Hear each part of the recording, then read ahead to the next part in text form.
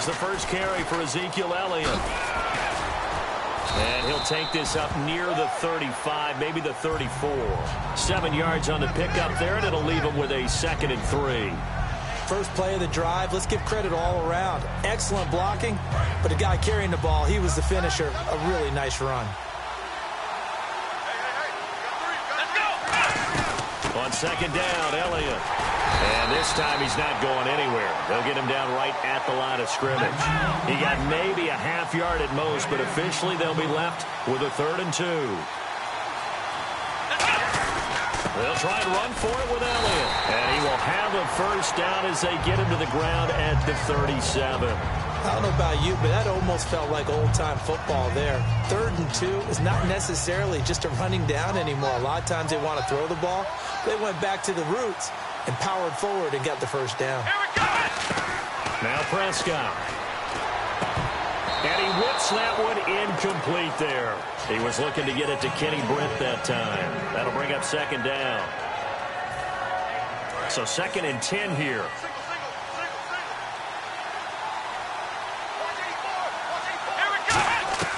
Here's Prescott. It's a short one here, complete to the tight end. And he'll get up to the 43-yard line. It'll be a gain of 6, and that'll make it 3rd down. There's a completion to the tight end, and I think they were looking at something out of central casting, frankly. Absolutely. I mean, size, the hands. Speed. I mean, can flat-out run. You put that whole package together, you light up the eyes of an offensive coordinator, don't you? And how about this one now? In their own territory, a gutsy call. They're going to go for this on 4th and a yard.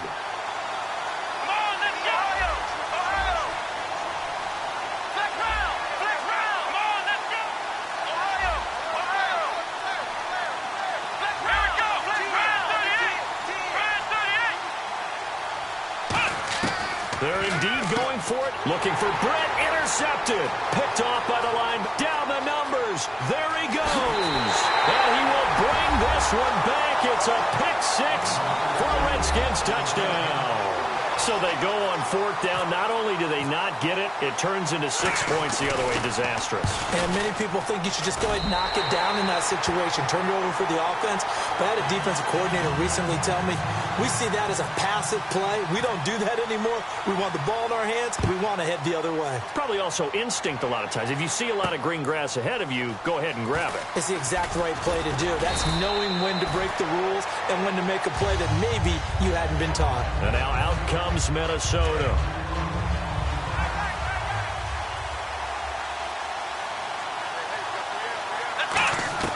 They'll come out throwing here on 1st down. And incomplete to open things up. He was looking for Jack Doyle that time. And that'll bring up 2nd down. 2nd down now after the incompletion.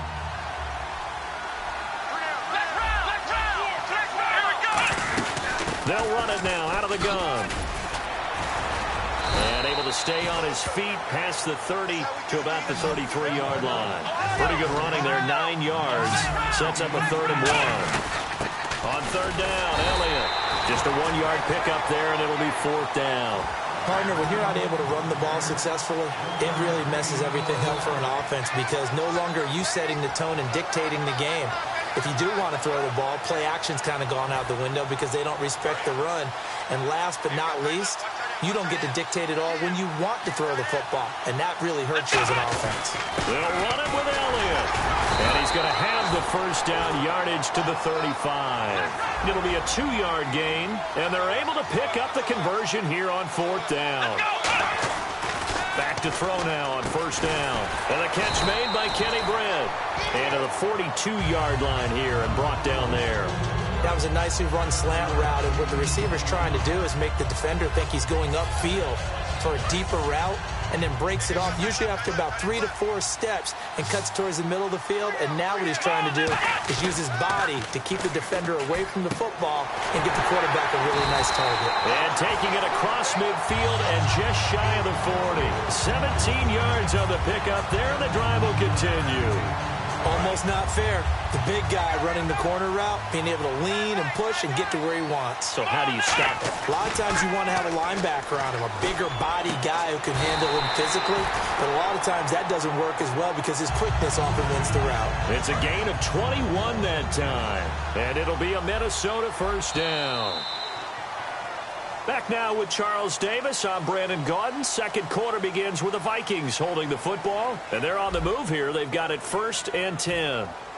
Offense walks to the line for play number 7 of the drive. On first down, he'll drop to throw. They'll set up the screen to Elliott.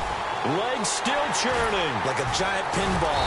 And he's brought down. A nice little juke move that preceded it, but not much thereafter. So many things have to come together just right for a screen pass to break for big yardage. The blocking, the timing of the pass to the runner, everything has to fit together just right. But on that play, the defense was able to disrupt things and hold it to a short gain. And he is going to lose yardage here. It'll be a loss of a yard, and that's going to bring up a 3rd down. Anthony Barr got a real education at UCLA in playing not just his normal position of stand-up outside linebacker, but down defensive end. So he had to incorporate a variety of moves, take on bigger people. So he learned great leverage while he was there. That really helps him when he's trying to stop people running the ball. Born in South Bend, Indiana. Thought about going back to go to Notre Dame, but you're right. Great career at UCLA and now a great career in the NFL. And this seemingly endless drive continues. They come out here in the eye. It's a keeper with Prescott. No gain on the play that time, and it sets up 2nd and goal. Oh, yeah, good surge defensively. Sometimes you can just tell by the way a quarterback lines his feet up behind center. He's going to try and sneak it in. And they catch him here and stop him for no gain. They'll try to run it in with Elliott. And he will take this one into the end zone for a Viking touchdown. Ezekiel Elliott taking it in. And the Vikings are an extra point away from tying this thing up. It's good, and we're all tied at 7 apiece.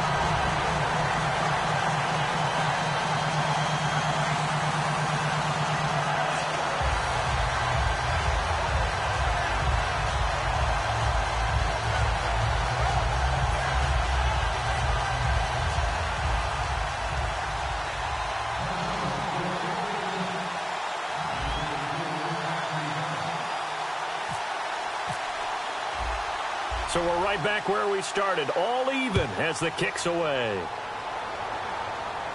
This is taken just shy of the 10 here. And he'll take it past the 25 and up to the 28-yard line.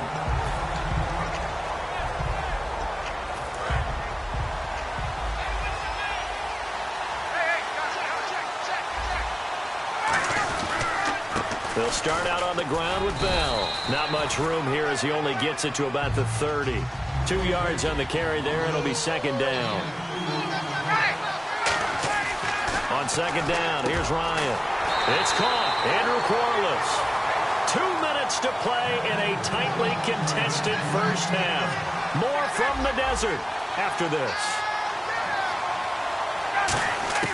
From midfield now, here's Ryan. Wide open is Watkins. He's got it. And he's brought down after a good gain. So how do you beat man coverage? First of all, you want to be a superior receiver, but you know something, that guy who's covering you, he's usually pretty good too. So the corner route is usually a great spot to get it done. Here's Ryan to throw. And this one complete right side to Funchess. And he's brought down. Give him 11 yards that time and a new set of downs. Offense comes to the line now, 1st and 10. They'll run it now out of the gun. And he'll push his way up to about the 14. Give him 3 on first down. It'll set up a 2nd and 7. Some of the most unselfish players on any football team, defensive tackles, because we ask them to just eat up blocks, allow other people to make tackles. But when he can make a play himself, as we just saw there, that's a big day.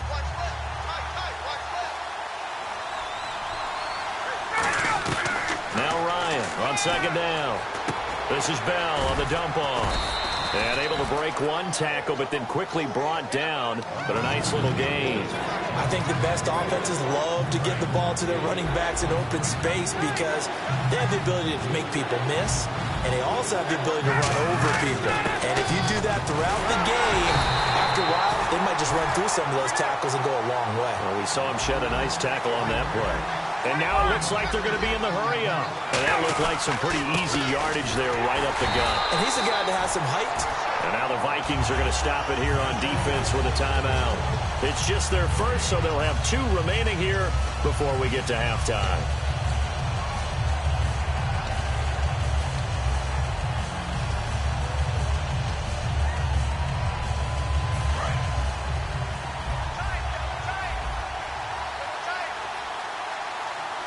Now here's a sneak, maybe looking to run a little time. Calling a gain of a yard as they get a little bit closer here. It's 3rd and goal. And another timeout called by the Vikings now. So that means they're down to 1 remaining here as we head toward halftime. And they'll try, and they'll take this into the end zone. Touchdown, Washington. Matt Ryan, as the first half is winding down. And the Redskins are able to strike for 6. And he puts it through.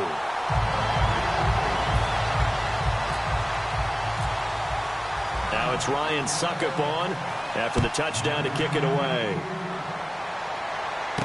This will be taken to the back of the end zone.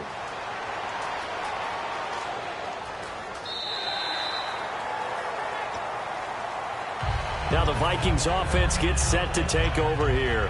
And with time quickly fading here in the second quarter, not sure how aggressively, offensively they want to play this. I think we'll find out just how much they trust their guys in this situation if they decide to take a shot. They'll start the drive with Elliott. And not a whole lot doing there as he'll get it up to about the 28-yard line. Now whistles come in. We're going to get a timeout here by the offense. And with halftime on the horizon, they'll be out of timeouts from here forward. They go to Elliott again. And he's brought down. And you see the clock almost empty, so this is likely the last play in the second quarter. So we have reached halftime with a touchdown. That's the difference on the scoreboard. As we send you on down to our studios in Orlando, where standing by is Larry Ridley with our EA Sports Halftime Report.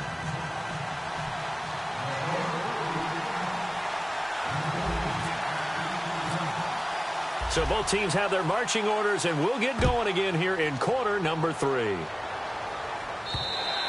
And that'll carry over the end zone for a touchback.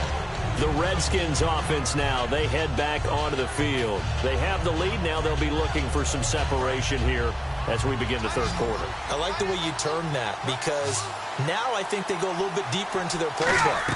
They like what they did in the first half. That worked okay. But in order to get the separation that you just talked about, change things up a little bit. Change your tendencies. Try and hit them a little bit more with some things they didn't see in the first half. We'll see if they do just that. On second down, Ryan. And complete. On the right side, it's Corliss. And he'll be brought down shy of the 40 at the 38-yard line. It's a pickup of 6 and good enough to move the chains. And a good quarterback facing zone coverage. If he has just a little bit of time to survey the scene, that's what's going to happen. No doubt about it. If there's no pressure, he's going to continue to pick them apart because he'll have all that time to find some. Le'Veon Bell, kiss him goodbye. Touchdown, Washington. Le'Veon Bell, 62 yards. And the Redskins are going to add on to their lead. And on that long run, maybe the defense caught napping a little bit. The concentration level may not have been there. I agree with you on that one because those types of plays, when they result like that, they're almost like big bolts of lightning, aren't they? Whoosh, and off he goes. This is taken at his 4. Solid return, pretty good field position. They'll start at the 32-yard line. It's the Vikings' turn on offense. We get ready for their first possession of the second half. They're down in this game. A chance for the offense, though, to put something on the board, get some momentum here in half 2. try and get things kick-started for them. And you know at the half, they discussed how they were going to get that done. This is where scripting comes into play a lot of the time. How many plays do you script coming out of the second? Most of the time in the first half, you're scripting 12 to 16. I think in the second half, you're really scripting more like 8 to 10. Kind of a starter or an opener, whatever terminology they use. Just something to get you off to a quick start. Really nice little connection there. They go with the corner route, and it works out well. And the best way to set up the corner route is to throw slants throughout the ball game, so when you're able to get back outside, the defender has to respect the inside game. It's a 6-yard gain on the ground, and that'll make it 2nd and 4. And they're going to speed things up here. Now Prescott. Some runs are blocked so well, you almost forget that someone has to carry the ball to gain the yardage. The leverage by the offensive line to create space up front, really well done. Well, the strategy was evident there. Get it to your tight end and make it a one-on-one play with a cornerback. Who's usually going to win that one? The tight end, but not there. Not in this situation. How about the corner defeating that logic and making a really nice tackle? And he's going to have the first down yardage as he's down at about the 30-yard line. And quickly, they get to the line. I always appreciate runners who understand situations. That was looking for Tate, and it's intercepted. A great read, and it's picked off. And he'll bring this one back to the 29. So out now come the Redskins. And they were able to punch it in the end zone last time. They'll be looking to do that again here for the defense.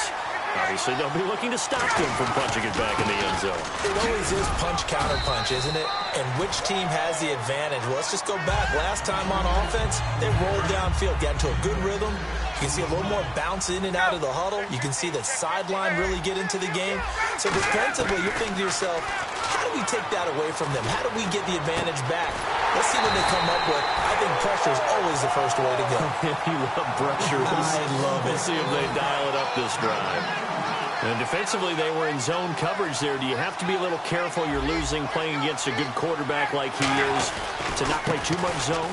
Yeah, you have to be careful about how much time you're giving up. I think it's a good point you just brought up. So maybe if you still want to play zone, you go to a zone blitz scheme. And you can drop anyone out of your defensive front. Defensive end, defensive tackle. It doesn't matter. You just exchange someone to bring more pressure towards the quarterback and still try and cover downfield. So the run gets them the first, and now they operate with a fresh set of downs. They'll come out in the pistol. From the gun, it's Ryan. That's caught at the 3. Give him 3 on the play, and it'll be 2nd and goal. Seeing that play and understand just how tough it is to cover tight ends, especially the ones running around the NFL nowadays, makes me glad I didn't make it in that one. And he is into the end zone. Touchdown,